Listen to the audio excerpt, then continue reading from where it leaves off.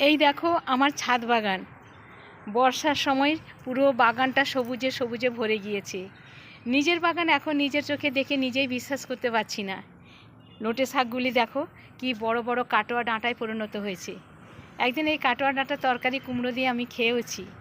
Dragon ফ্রুটের গাছে dragon fruit ধরেছে, সঙ্গে রয়েছে কলমি শাক, লটে শাক, কুমড়ো শাক, অসংখ্য অসংখ্য গাছ হয়েছে। পুরো বাগানটা এইদিকে দেখো বন্ধুরা, ঢ্যাঁড়স গাছগুলি কি বিশাল হয়েছে এবং প্রতিটি গাছের কাণ্ডে কাণ্ডে দেখো ঢ্যাঁড়সে ঢ্যাঁড়সে ভর্তি হয়ে গিয়েছে।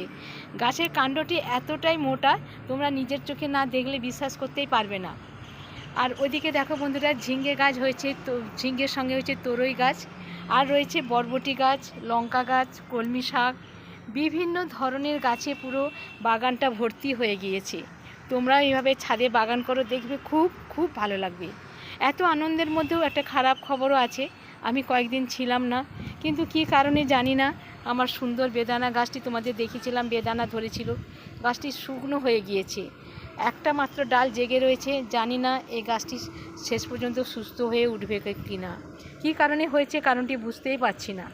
এর সঙ্গে একটি পেয়ারা গাছ আর একটি জাম গাছও একেবারে শুকনো হয়ে গিয়েছে। দেখো বন্ধুরা, জাম গাছটির অবস্থা একেবারে শুকনো হয়ে গিয়েছে পাতাগুলো। আর এটা ছিল কালো পেয়ারার গাছ, কালো পেয়ারার গাছটিও নষ্ট হয়ে গেছে। এই জন্য খুব মনটা খারাপ, জানি না কী কারণে হয়েছে।